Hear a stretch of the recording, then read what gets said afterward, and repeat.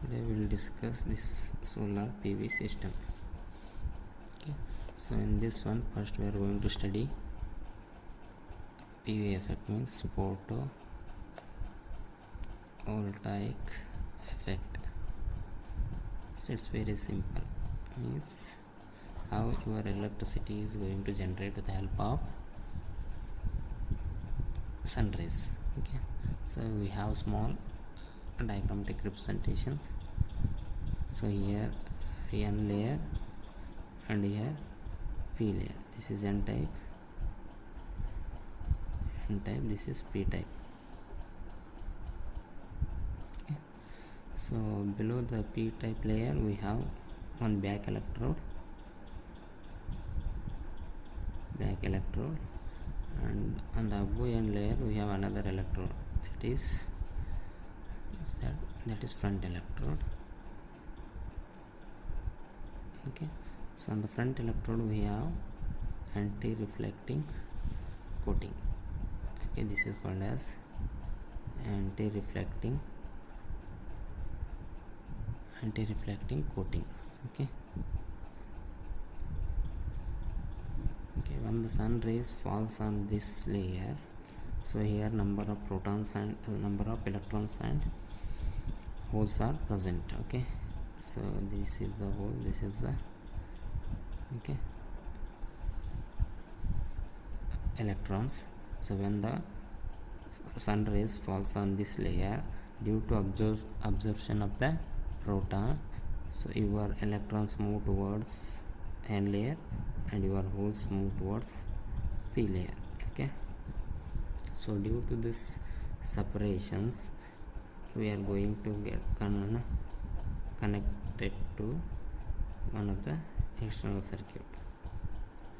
Okay, so when these when holes and electrons are get separated, there is a electric field will be produced. Okay, due to that one the electron start flowing through the external circuit. Okay, so due to the flow of electrons the current will be generating. So this is the simple photovoltaic effect. Okay, so the definition is nothing but, so photovoltaic is the direct conversion of light energy into electricity at the atomic level, means at the small level. So it is called as photoelectric effect. Okay, next we will study the construction of the cell, and so how the small cell will be constructed. So this is also very simple. It is also similar of that photovoltaic effect. So we have small P type layer, so on the above we have small N type layer. So bottom of the P layer we have opaque back metal contact, that is called as bottom layer. So on the front side also we have front electrode. Okay, so for this we are going to connect the external circuit. So the thickness of the P type should be around 300 micron meter. So and it is around the N type layer thickness will be around 0.2 micron meter. Okay, so on the N layer we are going to place anti-reflecting layer. Okay, anti-reflecting coating. So this anti-reflecting coating will avoid the flow of protons outside of this layer, means the efficiency will be increasing with the help of this anti-reflecting coating. So this is the simple construction of solar cell. So this will be asked for 5 marks in the examinations. Okay, so this is all about the construction of solar cell. This is a simple cell.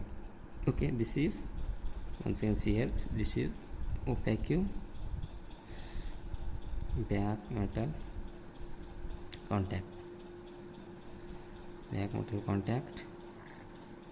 and this is n p type layer. So this is n type layer. So on the n type layer we have front metallic grid, and at the back we have a back metal contact. So these are called as electrode, and so on the top of that anti-reflecting coating will be provided to increase the efficiency of the system. Okay, so now we will see different types of solar system, means depending upon the size. So what are the types of the solar PV system? First one is the cell. Cell is nothing but it is a smallest piece of the solar module, so which we will generate a small amount of power here. So this is the smallest quantity basic element of the PV system, where the small amount of power will be generating. Okay, so in the same way, when you are going to connect a number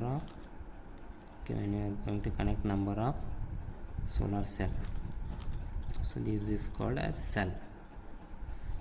Okay, this is called as module. Okay, so it's very simple. When number of cell is connected, so in a particular manner to get the maximum power, that is called as module. Okay, so in the same way, when you have connect number of PV model, means photovoltaic models. Okay, so then this combination is called as PV array or PV panels to extract the maximum power. Okay, so understanding what we are discussing here. So first, so this is the simple basic element of the PV system, where we can get a small amount of power. Okay, so in the model, so we are going to connect a number of cells, so to get the maximum power. Okay, when this modulo is going to combine to get maximum power, that is called as PV array or PV system. Okay, so this is about different types of the PV system. Okay, next we will see materials for solar cell, means so by different types of the materials we are going to prepare these solar cells. First one is single crystal silicon. Okay,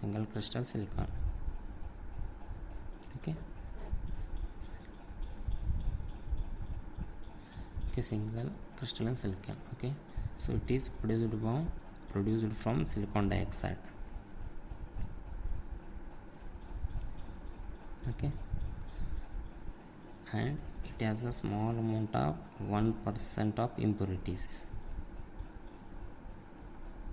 So the cost is expensive. Okay, expensive. Okay, so because the conversion process will leads to more cost, that's why so single crystal silicon is very effective. So next one is polycrystalline. Okay, so see, polycrystalline.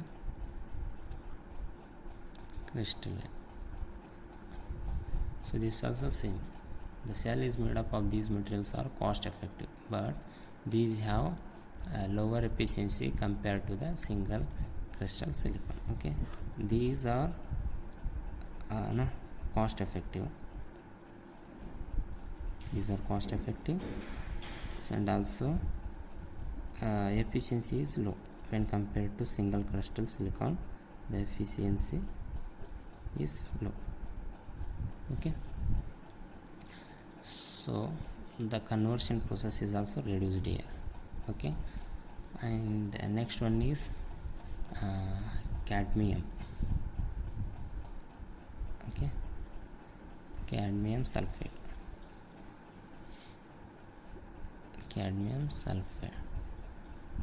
Okay, so these are also produced using a thin film technology. Here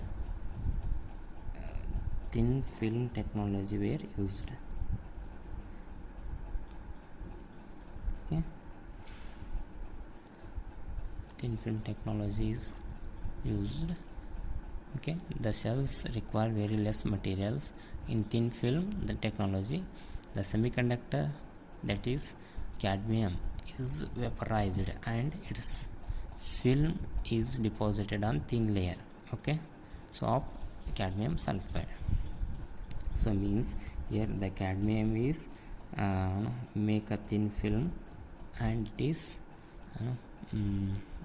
so it is vaporized and make a small thin layer of cadmium sulfate. Okay, this is the cadmium sulfate materials. Okay, then next one is copper indium. Next one is copper indium. Diselenide. Okay, this is also thin layer of polycrystalline. Okay, polycrystalline cell made from copper indium, because the thin layer made up of copper indium. Okay, so that is called. Okay, next we will see the classification of PV cell. Okay, so that is classification. So here, so we have mainly three types.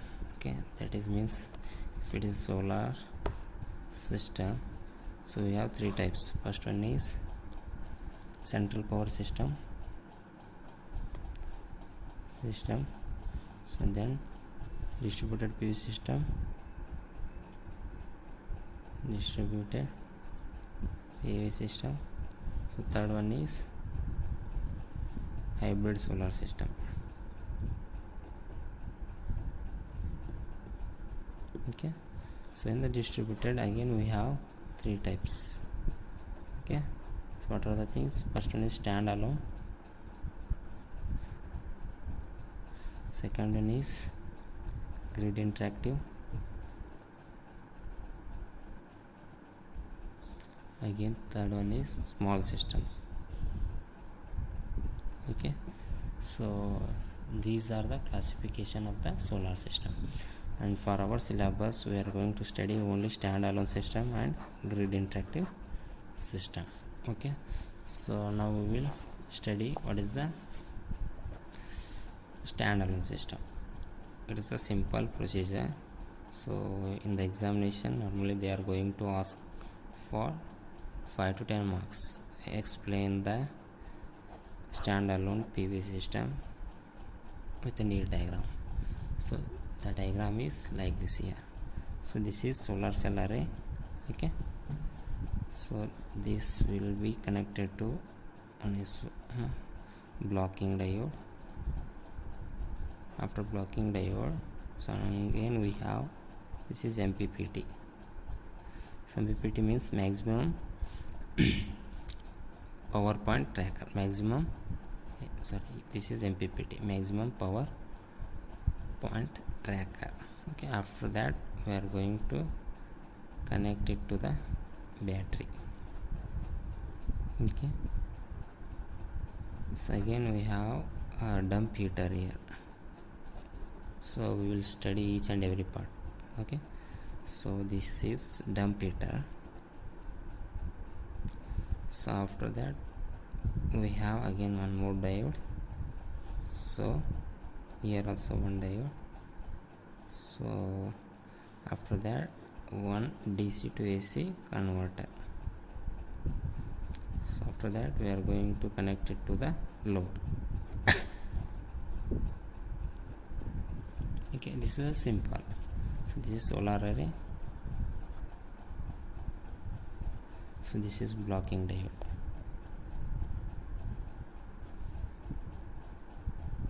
Okay, this is all about standalone system. See here, when the sun rays falls on this solar array, so here the electrons start flowing, means the electricity is generated here and this generated electricity start flowing towards this diode. Okay, so when it is fed to the MPPT, what it will do, so it will extract the maximum power, okay, depending on the climates. Okay, so then this is given to the DC to AC converter. So normally the solar system power is in DC form, that's why we are going to get converted into AC system, then that AC supply is given to the load. Okay, this is a simple procedure. Okay, then battery and deep dump heater are used when the load is not connected, means when there is a excess power is coming from this solar array, so that is going connected to the battery, means battery start charging. So when the solar is not giving power to the load, that time the charged battery is going to give the battery to the load.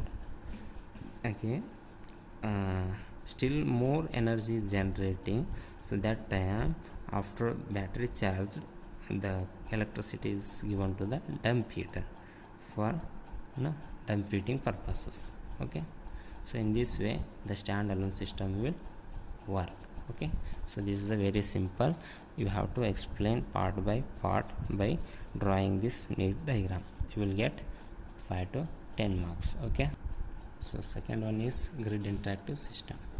Today, so second system means it is similar to the grid interactive system, is also similar to the standalone, but only one different is, so here we are going to get solar array, same way we have blocking diode, after that we have MPPT. Okay, MPPT. So after that we have directly we have DC to AC converter. Here we have eliminated battery as well as dump heater. Okay, so after that conversion we are going to connect it to the load. Okay, this is load. So then the extra power generated again is connected to the grid with the help of this is transformer. Okay, the help of transformer, so we are going to get connected to the grid. Okay, so this is the grid interactive system. So what are the things will happen here? First, from the solar array you are going to get the electricity. So again this electricity is passing fed to the MPPT, means a maximum power will be extracted here. So again this power is get converted into AC with the help of converter. Again this AC supplies fed to the grid with the help of this transformer. Okay, so along with that one load is connected to this grid. Okay, the advantages of this grid interactive means the battery is eliminated. Okay, battery is also eliminated and dump heater is also eliminated. Okay, so this is the explanation of this grid interactive system. Okay, so normally in the examinations they are going to ask it for 5 to 10 marks. Okay, so by this we are going to get we are going to complete the third chapter. Okay, now we will study advantages and disadvantages. So what are the advantages here? Advantages, it is a renewable. So renewable means so abundant amount of energy is available so through the solar system. Okay, so it will be available at consumer end, it will be available at consumer end. So also, so the process will be silent. Okay, silent process, there is no sound or any harmful to this system. Okay, and here there is no moving part, no moving parts. If there is no moving parts, the cooling will be eliminated. Okay, so and this is environmentally friendly.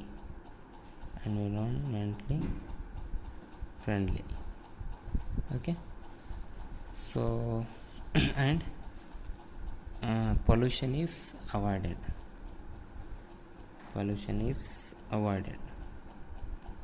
So many more advantages are there. So for okay, and coming to the disadvantages. Okay, so what are the disadvantages? See, now we will see. So here the energy is available in only daytime, okay. The power is generated only daytime, okay. So the initial cost is high, okay, initial cost is high, okay, and it has low efficiency,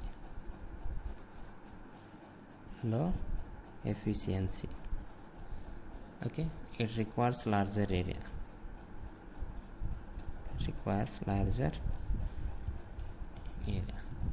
okay. So these are the disadvantages and these are the advantages, okay.